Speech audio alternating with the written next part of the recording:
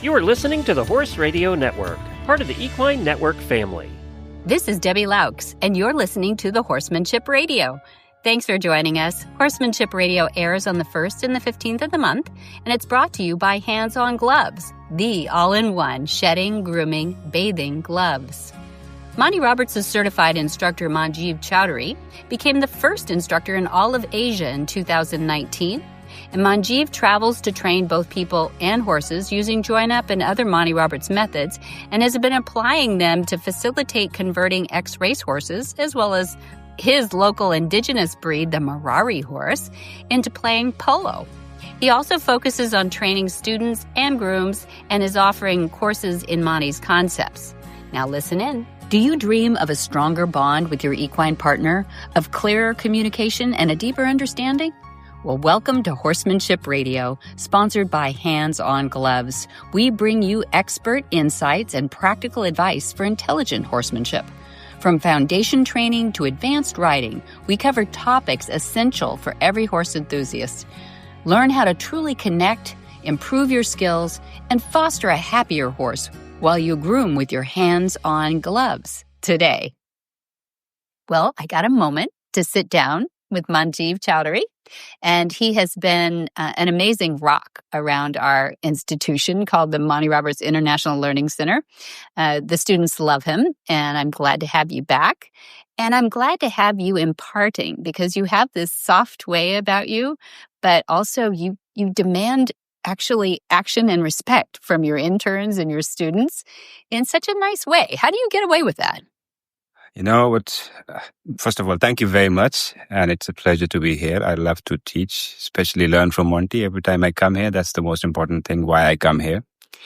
And then teaching interns, I think it's important to understand what is respect and what is demand, because we work with horses and we need to understand that you cannot demand anything from them. You just pay respect and then they respect back to you. So this is a very small and basic formula which we're going to use it with our horses when we work with the horse. And you do. You've been working with a lot of horses in the last little bit here that you've been, yeah. And we have warm bloods and we have all kinds of horses. What has been your thrust teaching this time? I think I taught this introductory course and the different sets of mindset which I got. Some of them I saw myself because I started when I had no experience with horses. Some of them came with a lot of experience. But how they come together on the same platform because the concept is new. And then when the concept makes sense to them, they all speak the same language. So that was fantastic. Working with horses were good too, but the horses are all experienced. We don't teach them much. We just learn from them. But while learning, it was amazing to see, like, with a lot of experience or less experience, doesn't matter. When you start learning something new, it is all same. Mm-hmm. That was the best part of my teaching here. So it's a leveling process, even though I know you had a professional jockey as one of your students, and then you had people who probably hadn't worked with horses much at all. No. So there are students here, those who are studied in big institutes of equine sciences and behavior from Europe, a celebrity jockey. She's been, I think, born on the race horse. Mm-hmm. And then cowboys, they're doing 100, 200 Mustang work day in, day out. So yeah, it's a lot of combination. And there are some people, those who've never been around horses because they thought they like horses and they want to change the career. They were working in music and now they want to work with horses and understand and do some yoga around horses. So it was quite a lot. Nice mix. That's what I love about horses, right? I mean, look what that does. Such a breadth, too, of different disciplines and different interests that people have. And you seem to manage that pretty well. Now, tell us a little bit about your background. You've got a little bit of a horsey background, but you're from? I'm from India, and I've got no horse background. Nobody in my family has ever touched a horse before And I started 10 years ago with Monty's concept when I was 32. And that was the first time I was standing with the horse in the round pen. It was quite something. Mm-hmm. I teach every student, you know what, when you say I am worried, I get it because I was once like you standing right in the middle of the round pen and I had no idea what I'm doing. I took 1 year to pick up the hind leg of a horse. So I have no shame to say that because you all have to start somewhere. You have to fight your own fear.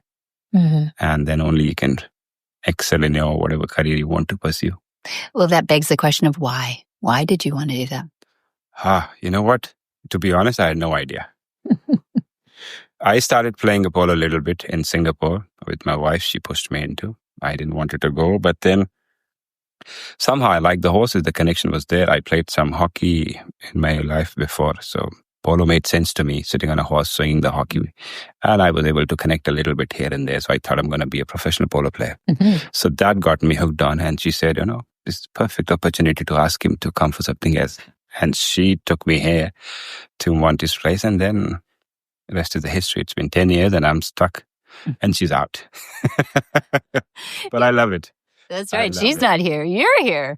She participated. She managed to make sure that I do not quit in the middle, because she supported me till advanced student, because she's also an advanced student. But then she said, we don't need to instruct in one house. Anyways, we fight a lot over horses. It's a problem. If you have two people working in the same place, you have a different opinion.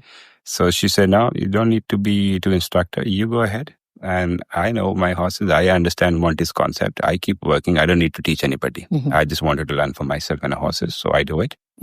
You go ahead. But she's jealous. She's a little bit jealous you're over here. And we're so lucky to have you. I'm so happy you said yes. So if somebody was to go to Jaipur, right? Where you are? Yes. What would the experience be? I think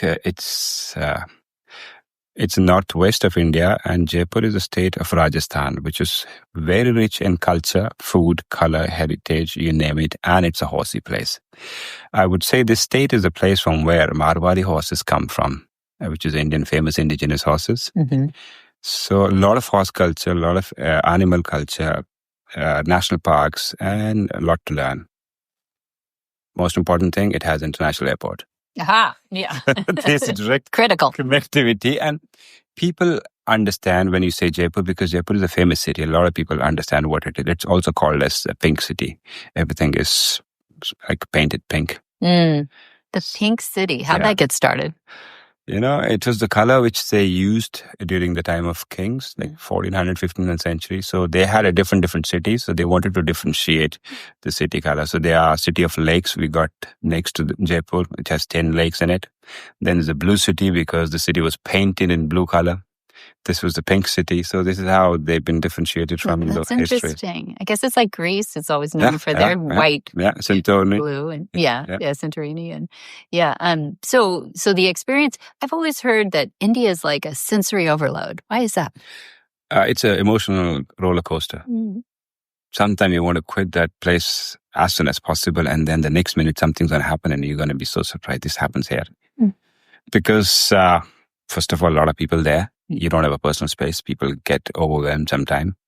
And a lot of time what people make mistake is they don't plan where to go, how to go. When they go, it's not any other country where you just go onto the street, because as I said, there's no personal space. If you go to the streets and heavy market, it's going to be polluted and populated. So just be very careful where you go, and you plan before. So different cities are there, different places are there. Not all the time tourist spots are supposed to be as you think it is, because too many people, that makes it very overwhelming. So if I'm not a polo player, but I do love horses and I'd love to take the introductory course, you offer that? Rajasthan, you have the place, Jaipur, and I'm right there.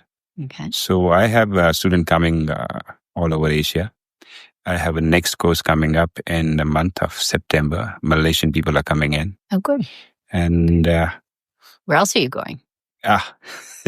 So far in a pipeline, there are 3 different countries in discussion, including Mauritius, Kenya, and Saudi Arabia. That's fabulous. So you're getting these concepts spread out over Definitely. And I'm going back to Switzerland next month. So there is also sometimes I see people and they have certain things to learn. And I spread concept as many as possible and as wherever I can go. And people are very interested because they all know about Monty, and they just somehow didn't get the chance, or they're not fortunate enough to come and visit him here. But now we are 70 of us. We can spread and go and see. I love that. I know. I love that. What do you think you impart to students the best? What do you think people know you for the best? I think my principle straight away, because what I say, I tell people, I will not treat your or train your animal for you. I will train you so that you're responsible for your animals. That's what I teach everybody. You know what? You can train a horse, But how long is that horse going to have a good life until the handler is not been trained well? So if you train handlers and people, so you need to make sure that wherever whomsoever is looking after the horse, he needs to be either the staff or the owner, rider, whomsoever is looking after that animal. They need to be educated first. And if you can start making change there, then we can help horses. That's good. Yeah. So many people, you hand the horse back and you wonder. Yeah. Boy, you wonder what's going to happen to this horse. Is it going to go back to the same thing? After 1 month, you come back and they say, the horse has gone back to the same habit. It's not a horse, it's you. Yeah. You never changed. Look in the mirror. Horse is going up and down. It's so confusing for a poor animal. Yeah, absolutely. So if somebody was just getting into the Monty Roberts concepts and they are thinking about certified, what would you say to them? I think this is the best thing. I tell you, this is the fortunate thing I happened to me because I never had any learning before coming to Monty, so I didn't have to unlearn anything. Yeah, good. That's what I see here. A lot of students, they come here and they have learned from some source or education or social media things which are not right, but it's become their habit. Now they have to unlearn and then learn a new thing. So that sometimes is a very difficult thing. So if you wanted to start, I think this is the very best beginning you can give it to yourself. You want to learn some things, learn something from the scratch beginning and the right, so you don't have to worry about it ever again to change it. You're really good at assessing the videos too, and I think that's an interesting part of the certification is that now this group that just took the intro course, you just handed out 6 certificates for the exams. Those people have to now go home and submit, dozens of videos. And is it do you judge them or what when you look through that lens, what's going on? I think it's very interesting when you see different people working in a very different way, but you understand to what level you need to go to explain your point. And when you see too many different students submitting a video, you learn yourself because then you understand how can I make it better and make the student understand the concept because you're not there. You have to write it or explain it in a way that it makes sense to them and they do correct thing. So that is what I love about assessing the videos because it also plays a part of what I had it in my life before because I worked for hospitality.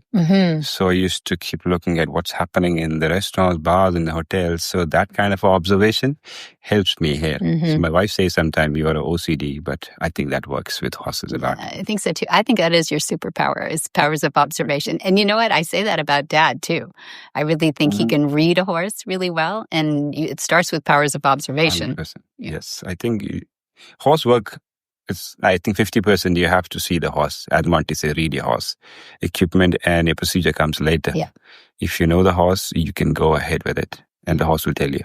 That's very good, Manjeev. Thank you so much for your time and for your being here and for producing great students and happy students. I am very happy to spread concept of Monty because this is something I feel and I believe in. I would not do something which I don't believe in. And if I believe in, I will not stop. I will say all these things till the time I am working with horses. Even if I'm not working with horses, I will keep spreading because I don't have anything to think or hide. Because there's something which everybody should have. Knowledge is important. It is. Thank you. You're welcome. Thank you. If today's conversation resonated with you, know that this is just the beginning. You can dive even deeper into Monty's world through our online university. Explore upcoming events and discover a wealth of other valuable resources. Just visit MontyRobertsUniversity.com/library to start your journey.